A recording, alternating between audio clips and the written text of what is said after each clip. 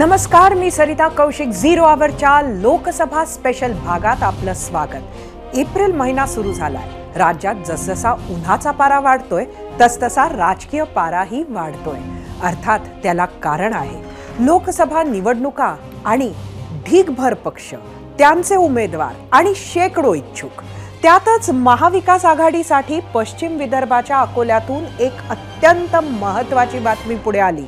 तर दुसरीकडे पूर्व विदर्भात तर राजकीय तापमान आज चांगलंच वाढलं होतं. पहिल्या टप्प्यात इथे निवडणूक होणार आहेत आणि आज नितीन गडकरी, देवेंद्र फडणवीस, शरद पवार, आदित्य ठाकरेंसह सर्व पक्षीय नेत्यांचं शक्ती प्रदर्शन इथे झालं. हे सगळं सविस्तरपणे आपण पाहणार आहोत. मात्र सुरुवातीला बातमी दोन संजयांची. दोन्ही प्रवक्ते, नुसते प्रवक्तेच नाहीत तर मुख्य प्रवक्ते. एक उद्धव ठाकरेंचे तर दुसरे मुख्यमंत्री एकनाथ शिंदेंचे. होय, मी बोलते संजय राऊत आणि संजय शिरसाट बद्दल. खरं तर जेव्हा शिंदेंनी उद्धव ठाकरेंच्या नेतृत्वाविरोधात बंड केलं तेव्हापासून संजय राऊत हेच शिंदेंच्या संपूर्ण टीमच्या निशाण्यावर होते. आज जवळपास 2 वर्षांनंतरही ऐन लोकसभेच्या तोंडावर पुन्हा एकदा हेच संजय राऊत शिंदेंच्या निशाण्यावर आलेत. उद्धव ठाकरेंची राजकीय कारकीर्द संजय राऊतांनीच संपवली असा आरोप संजय शिरसाटांनी कधी काळी केला होता. आज त्यापुढे जात आणखी एक आरोप केलाय. तो आधी पाहूयात. अहो, गद्दार कोण आहे ते ठरवणार कोण आहे? ते स्वतःच गद्दार आहेत. त्यांनी उभाटा गट संपवलाय, त्यांनी शरद पवारांचा गट संपवलाय आणि खऱ्या अर्थाने घेतलेली सुपारी त्यांनी परिपूर्ण निभवलेली. म्हणून खरा गद्दार हा संजय राऊत आहे. म्हणून आम्हाला कोणी गद्दारी स्वाभिमानच्या गोष्टी शिकवू नयेत आणि आम्हाला जायची नाही. तुमच्यामधले जे आहेत त्यांना सांभाळा. तेही आता 1-2-3 दिवसामध्ये आमच्याकडे येण्याची शक्यता आहे. आणि संजय शिरसाटांच्या याच वक्तव्यावर आम्ही तुम्हाला आजच्या भागात महत्त्वाचा पहिला प्रश्न विचारला होता. त्या प्रश्नावरील आपल्या सविस्तर प्रतिक्रिया थोड्याच वेळात पाहणार आहोतच. पण आजचा तो प्रश्न पाहण्यासाठी जाऊया आपल्या पोल सेंटरवर.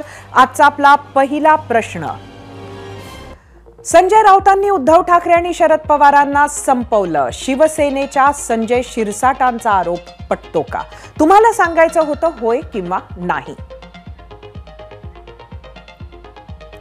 जागा वाटपावरून शिवसेनेतला गुंता अधिकच वाढू लागलाय. आधीच अपेक्षेपेक्षा लढण्यासाठी कमी जागा मिळतायत, त्यात हक्काच्या जागाही जाऊ लागल्यात.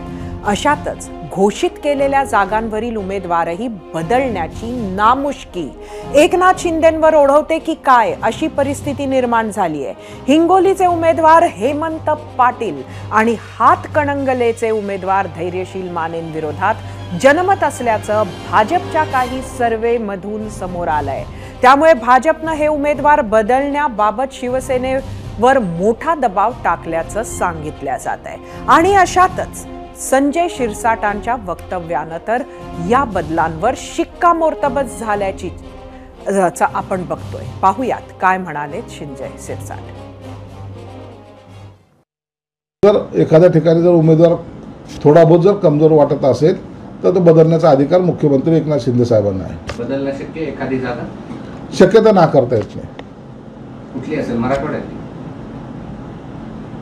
असू शकते, मराठवाड्यातली असेल किंवा पश्चिम महाराष्ट्रात. दोनच विभागातले उमेदवार जाहीर झाल्यामुळं या दोघातून एखादी जागा बदलण्याची शक्यता नाकारता येते.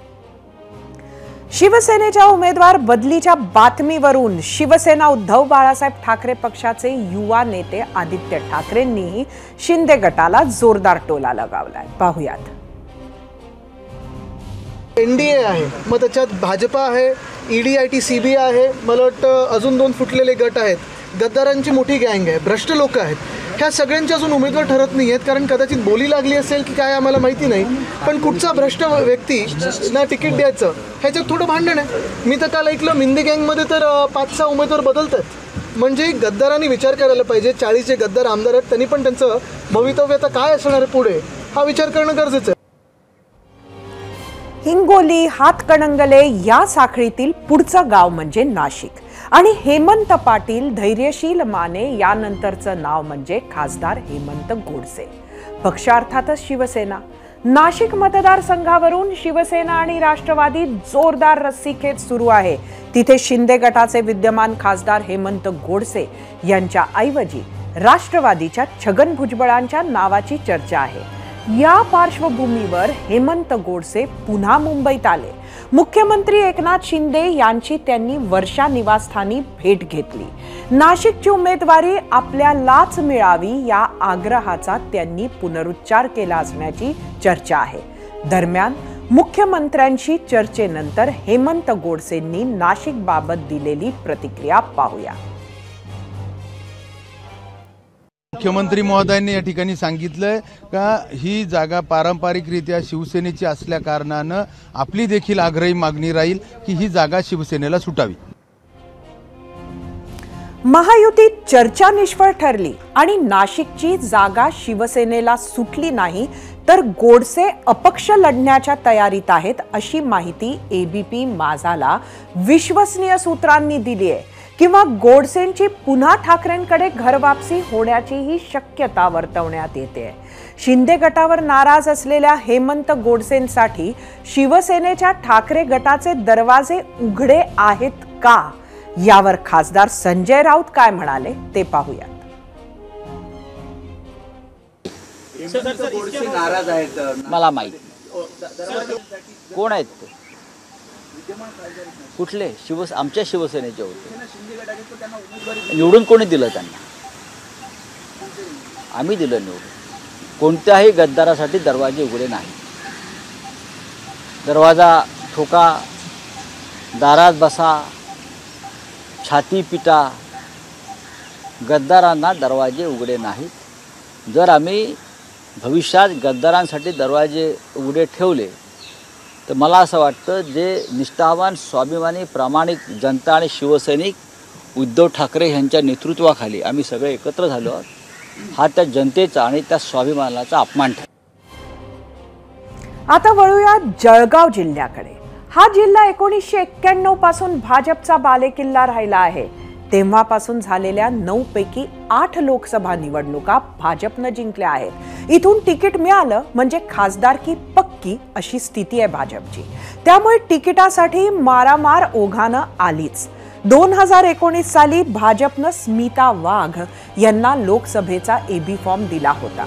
मात्र ऐनवेळी त्यांचं तिकीट कापून 40 गावचे आमदार उन्मेष पाटील यांना उमेदवारी दिली गेली.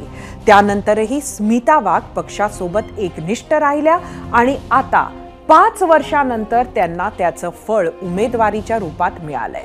याचा परिणाम म्हणजे तिकीट नाकारण्यात आलेले जळगावचे विद्यमान खासदार उन्मेष पाटील नाराज झालेत. आज त्यांनी उद्धव बाळासाहेब ठाकरे शिवसेनेचे खासदार संजय राऊत यांची मुंबईत भेट घेतली. त्यानंतर ते ठाकरेंचं निवासस्थान असलेल्या मातोश्रीवरही गेले होते.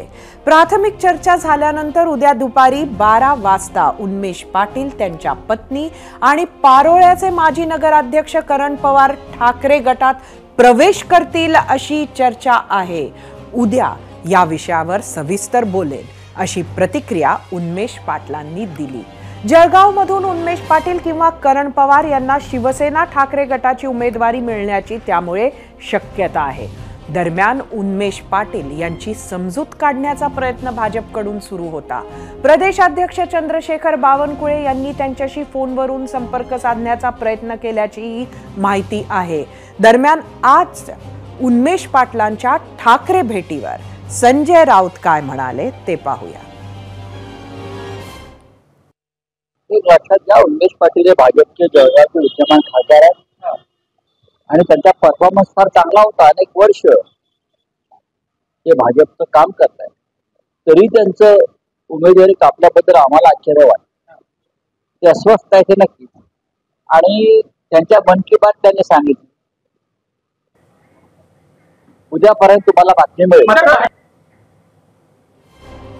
महायुतीमध्ये नाराजांची वाढती संख्या असतानाच भाजपचे ज्येष्ठ नेते नारायण राणे यांनी मित्रपक्षांनाच इशारा दिलाय. शिवसेनेच्या उदय सामंतांकडून सिंधुदुर्ग रत्नागिरीवर दावा केला जात असताना नारायण राणेंनी मात्र हा मतदारसंघ भाजपचाच असल्याचा दावा केलाय. तसंच या मतदारसंघात कुणी लुडबुड न करण्याचा इशाराही राणेंनी दिलाय. त्यामुळे महायुतीत कोकणातल्या सिंधुदुर्ग रत्नागिरीवरून ऑल वेल नसल्याचं समोर आलंय. पाहुयात राणेंनी काय इशारा दिला तो.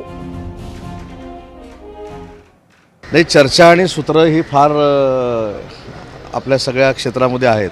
त्याच्यामुळे असं कुठेही चर्चा झालेली नाही, असं कुठेही फायनल झालेलं नाही. ती जागा शिवसेनेची होती. पूर्वीचे आमचे खासदार सहकारी आमच्यासोबत दुर्दैवानं आले नाहीत. त्याच्यामुळे त्या जागेवर शिवसेनेनं दावा ठेवलेला आहे आणि शिवसेनेला जागा जर मिळाली तर महायुतीच्या सगळ्या नेत्यांच्या आशीर्वादानं ती जागा 2 ते 2.5 लाखांना आम्ही जिंकू. सिंधुदुर्ग रत्नागिरी मतदारसंघ भाजपचाच आणि भाजपचाच उमेदवार लढेल. कोण असेल पक्ष सांगेल, कोण असेल पक्ष सांगेल, पण भाजपच लढणार. लुडबुड कोणी करू नये. मी मागे घेतलं नाही. भाजपची हा तो मतदारसंघ आहे आणि भाजपने माझं नाव जाहीर केल्यास मी लढणार आणि जिंकणार. महाराष्ट्रात सत्तेच्या पटावर सत्ताधारी विरोधकांमध्ये जागा वाटप, उमेदवारांचा तिढा तर सुरूच आहे. पण दुसरीकडे ज्यांना उमेदवारी मिळाली त्यांची अर्ज दाखल करण्याची ही लगीनघाई पाहायला मिळते. तर कुठे उमेदवारांनी प्रचारात आघाडी घेतली आहे. नागपूरमधून उमेदवारी मिळालेले केंद्रीय मंत्री नितीन गडकरींनी आज दक्षिण पश्चिम नागपूरमध्ये प्रचार केला. नागपुरात उष्णतेच्या पाऱ्यानं केव्हाच 40शी ओलांडली असली तरी या रणरणत्या उन्हाची तमा न बाळगता नागपुरातील भाजपचे 2 दिग्गज नेते आज प्रत्यक्ष मैदानात उतरले. दक्षिण पश्चिम नागपूर उपमुख्यमंत्री देवेंद्र फडणवीसांचा विधानसभा मतदारसंघ असल्यानं फडणवीस देखील या लोकसंवाद यात्रेत सहभागी झाले होते. 2019च्या लोकसभा निवडणुकीत जवळपास 65,000ची आघाडी एकट्या दक्षिण पश्चिम नागपूरमधून गडकरींनी मिळवली होती. याशिवाय महात्मा गांधींची कर्मभूमी म्हणून ओळखल्या जाणाऱ्या वर्ध्यातून आज महाविकास आघाडीच्या अमर काळेंनी अर्ज भरला. यावेळी त्यांच्या शक्ती प्रदर्शनात शरद पवारही उपस्थित होते. तर काळेंविरोधात खासदारकीची हॅट्रिक करण्याची संधी भाजपच्या रामदास तडसांना देण्यात आली आहे. वर्ध्याचा विचार करता सर्व समुदायांचं संमिश्र प्रतिनिधित्व इथं पाहायला मिळतं.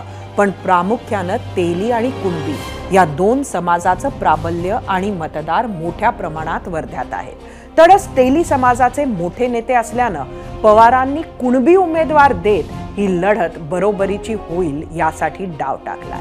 दलित, आदिवासी आणि मुस्लिम लोकसंख्याही या ठिकाणी निर्णायक ठरू शकते. वर्धा लोकसभेअंतर्गत येणाऱ्या 6 पैकी 4 विधानसभा मतदारसंघामध्ये भाजपचे विद्यमान आमदार आहेत, तर काँग्रेस आणि स्वाभिमानी पक्षाचा एक आमदार आहे. तसंच परभणीत काल महायुतीकडून राष्ट्रीय समाज पक्षाच्या महादेव जानकरांनी अर्ज दाखल केल्यानंतर आज महाविकास आघाडीकडून शिवसेना उद्धव बाळासाहेब ठाकरेच्या संजय जाधवांनी आपला उमेदवारी अर्ज भरला. 2 वेळा जिंकण्याचा अनुभव गाठीशी असणाऱ्या जाधव यांना तिसऱ्यांदा मैदानात उतरवत असताना ही निवडणूक सर्वार्थानं वेगळी असणार आहे. तर यवतमाळ वाशिम लोकसभा मतदारसंघात आज महाविकास आघाडीचे उमेदवार संजय देशमुखांनी अर्ज भरला. यवतमाळ वाशिम मध्ये ठाकरेंनी उमेदवार दिला असला तरी अद्याप महायुतीकडून शिवसेनेच्या भावना गवळींनाच पुन्हा संधी मिळणार की संजय राठोड उमेदवारी मिळवणार याचा तिढा कायम आहे.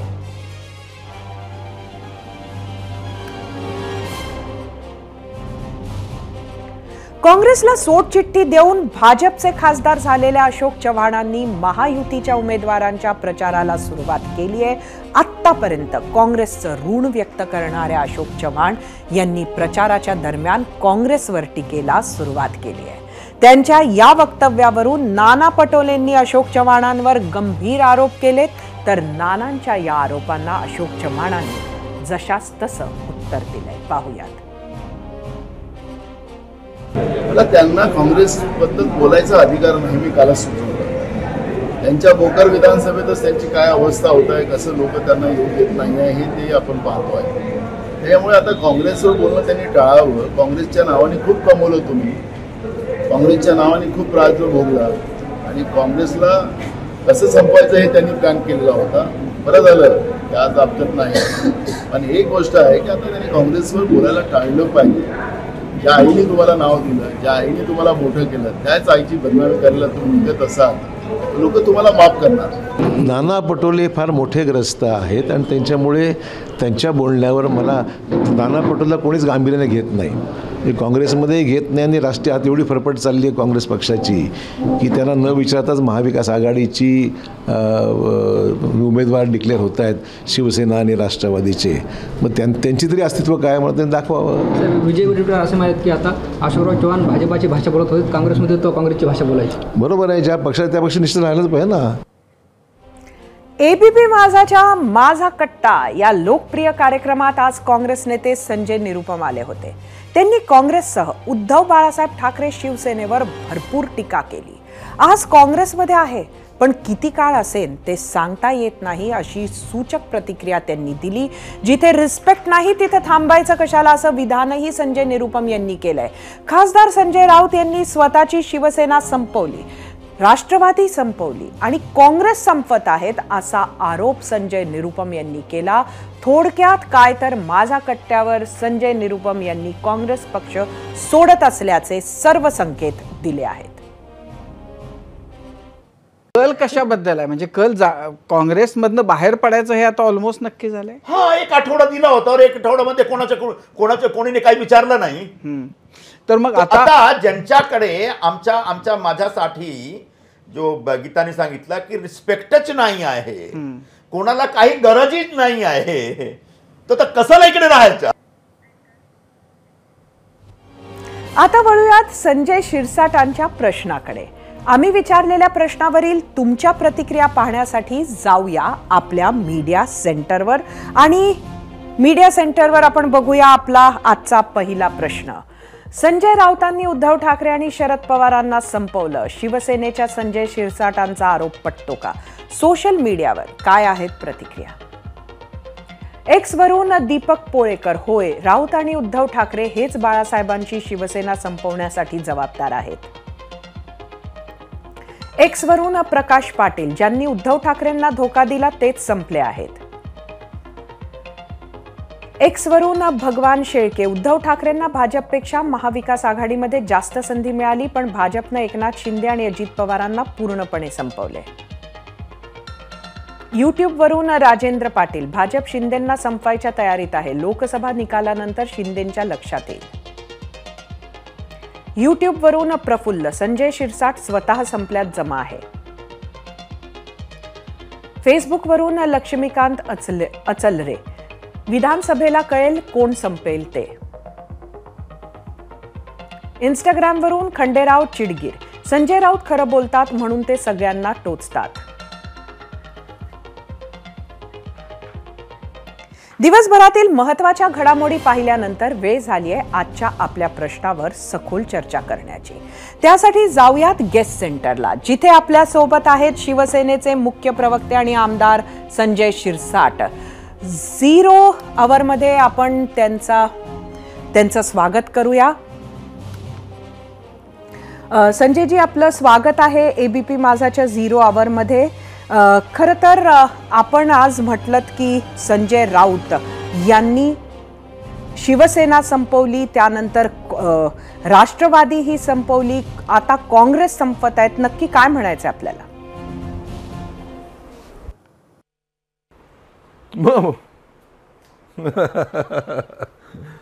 पक्ष चालवताना किंवा पक्षाची ध्येय धोरणं मांडताना आपण पक्ष वाढेल कसा याकडे लक्ष दिलं पाहिजे.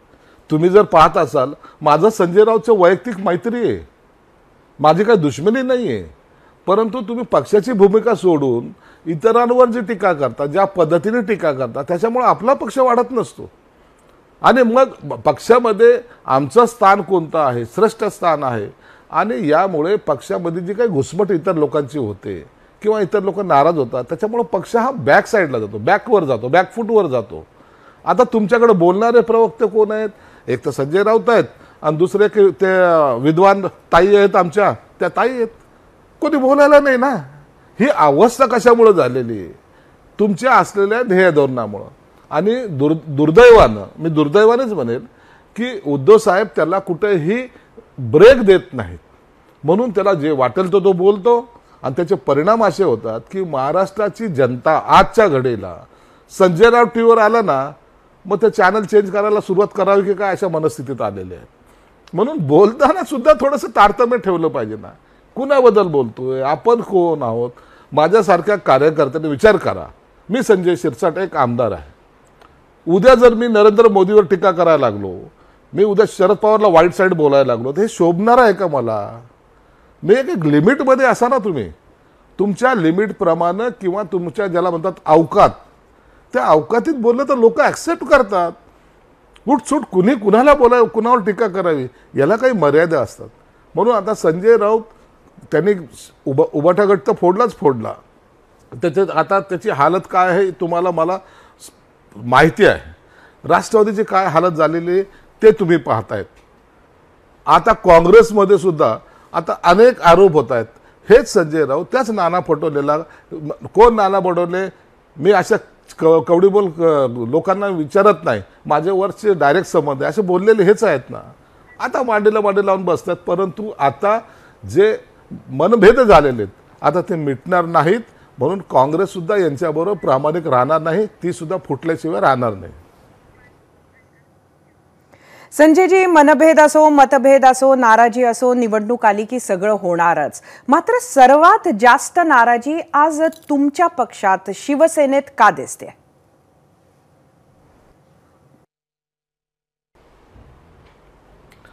निवडणुकीमध्ये नाराजगी तुम्हाला जे बघायला मिळते त्याच्या मागचं कारण असं आहे की आमच्याकडे उमेदवार जे आहेत हे जास्त प्रमाणात आहेत. प्रत्येकाला वाटतं की आपण हे निवडणूक लढवली पाहिजे आणि ज्या ठिकाणी जास्त स्पर्धा असते ना त्या ठिकाणी हे नाराजी नाट्य हे होत असतं.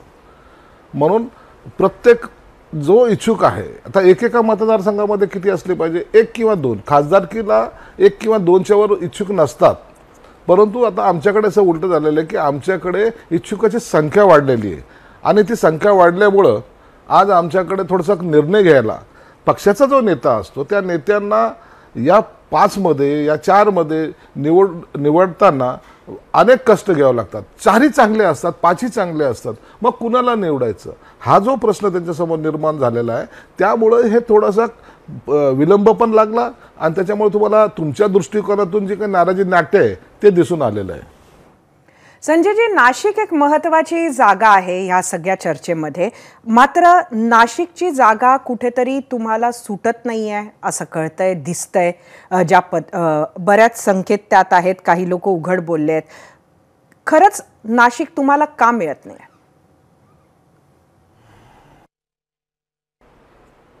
नाही, जागा आणखी कुणाला गेलेलीच नाही आहे. जागा ही काही राष्ट्रवादीला गेलेली आहे किंवा बीजेपी काही क्लेम करते अशातला काही भाग नाही आहे. काही लोकांनी असे अंदाज बांधलेत की ही जागा राष्ट्रवादीकडे जाणार आहे. म्हणून आम्ही जो क्लेम केलेला आहे की ही 2 वेळा खासदार त्या ठिकाणी राहिलेला आहे आणि तो प्रचंड बहुमताने निवडून आलेला आहे.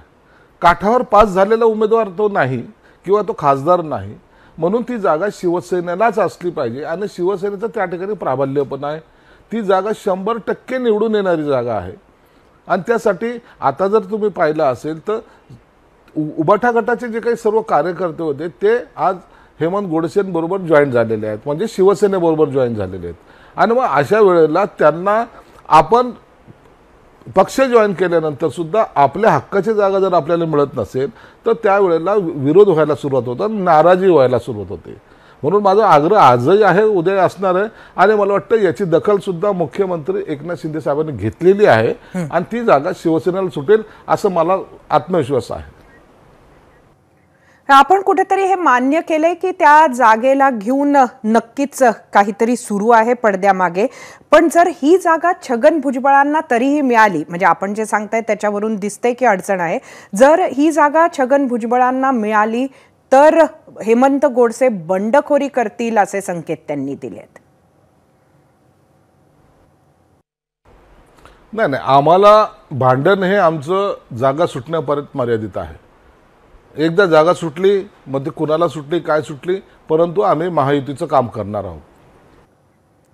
हे झालं नाशिकचं. पण जर आपण ठाणे आणि कल्याण डोंबिवली या दोन महत्त्वाच्या जागा पाहिल्या, म्हणजे एक ठाणे म्हणजे मुख्यमंत्री, कल्याण डोंबिवली म्हणजे CMचे पुत्र हे खासदार, पण या दोन्ही ठिकाणी सुद्धा उमेदवार जागा घोषित होत नाहीये. सामान्य शिवसैनिकामध्ये याचा काय सिग्नल जातोय? तसं नसतं. ह्या महाराष्ट्राच्या तुम्ही एक लक्षात घ्या, महाराष्ट्राच्या या लोकसभेच्या ज्या निवडणुका आहेत या 5 टप्प्यात आहेत. उदाहरणार्थ म्हणून सांगतो की आता संभाजीनगर आहे, ज्या ठिकाणचा मी आमदार आहे, याचा फॉर्म भरायची तारीख किती? 23 एप्रिल आहे. आज तारीख 2 तारीख आहे, 23 तारीख त्याची आहे. मग याचा जेव्हा घोषित करायचे तर 20 तारखेला केलं तरी चालतं ना. 18 दिवस बाकी आहेत त्याला, समजा एक अंदाज म्हणून सांगतो. तसंच ठाणे आणि कल्याणच्या जागेला असलेला कालावधी तो जो पाहिला तर तो प्रचंड कालावधी आहे. म्हणून आजच घोषित करायचं, उद्या काही जाऊन फॉर्म भरायचे नाहीच आहे. आम्हाला फॉर्म भरायचे त्या ज्या तारीख असेल त्याच्या 2 दिवस अगोदर, 1 दिवस अगोदर. म्हणून ते विलंब वगैरे लागलेला नाही, ते एक प्रोसेसचा भाग आहे. शेवटच्या टप्प्यामध्ये फॉर्म भरायच्या 2 दिवस अगोदर जागा डिक्लेअर कराव्या लागतात. त्याच वेळेला त्या जागा डिक्लेअर होतील. त्याचा अर्थ असा नाही की तिथे कोणताही वाद आहे. संजयजी, बुलढाणा एक असा मतदारसंघ आहे जिथे सुद्धा आपण बघितलं तर तुमच्याच पक्षाचे, तुमचेच मित्र संजय गायकवाड यांनी फॉर्म भरलेला आहे. दुसरीकडे तुमचा अधिकृत उमेदवार प्रतापराव जाधव आहेत आणि अजूनही संजय गायकवाडांनी आपला फॉर्म मागे घेतलेला नाहीये. नक्की काय सुरू आहे? नाही, तसं काय नाही. संजय गायकवाडला CM साहेब समजवतील, संजय गायकवाड आपली उमेदवारी मागे घेतील असं मला ठाम विश्वास आहे. पक्षाच्या विरोधात जाऊन काम करणारा संजय गायकवाड नाही आहे. तो एक शिवसैनिक आहे आणि शिंदे साहेबांनी जर आदेश दिला तर त्या 1 मिनिटाचाही विलंब न लावता तो आपली उमेदवारी अर्ज मागे घेईल. फक्त त्याच्याशी आता आणखी शिंदे साहेब बोलल्या नमुळे कदाचित त्याचा फॉर्म हा राहिला असावा. संजयजी, माझा शेवटचा प्रश्न तुम्हाला, एकंदरीत जागा वाटपात शिवसेनेला किती जागा मिळाल्यात?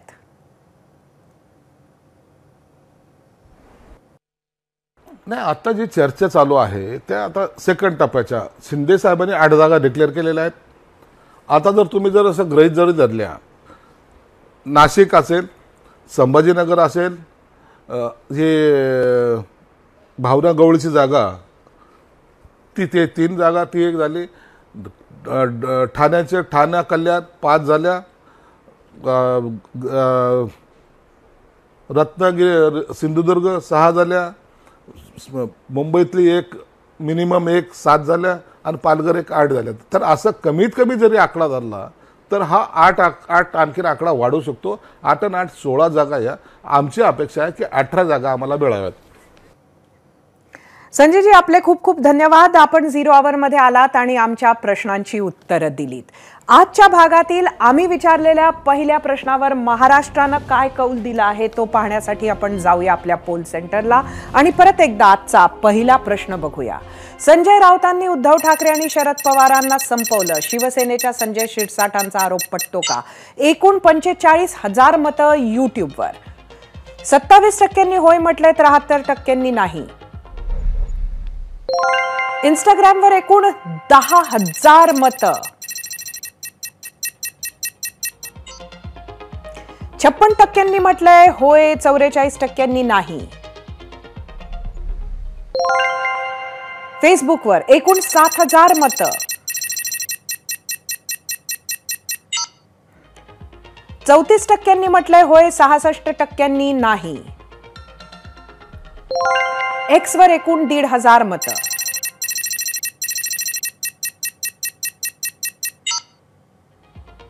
37% होय म्हटलंय, 63% नाही.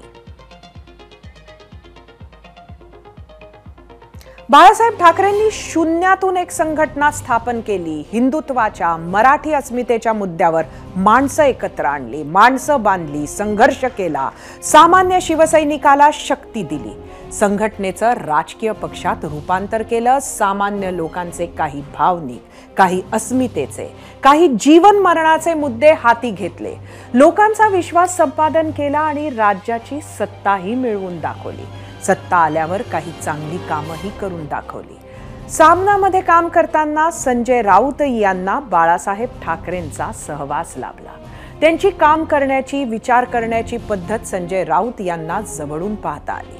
त्यांचं राजकारण, त्याचे विविध कंगोरे, त्यातील खाचाखोचा संजय राऊत यांना जवळून अनुभवता आल्या असतील. त्या अनुभवाचा फायदा ते शिवसेनेला, उद्धव ठाकरेंना करून देतील अशी अपेक्षा होती. पण 2019 मध्ये भाजप सोबत निवडून येऊनही त्यांना सोडून काँग्रेस आणि राष्ट्रवादी सोबत जाणं, महाविकास आघाडी सरकार बनवणं, मुख्यमंत्री पद स्वीकारणं, आदित्य ठाकरेंना कॅबिनेट मंत्री करणं ही उद्धव बाळासाहेब ठाकरेंची चूक होती असं शिवसैनिक उघडपणे बोलून सांगत बाहेर पडला. आता बाळासाहेबांच्या शिवसेनेची 2 शक्ल पडली आहे.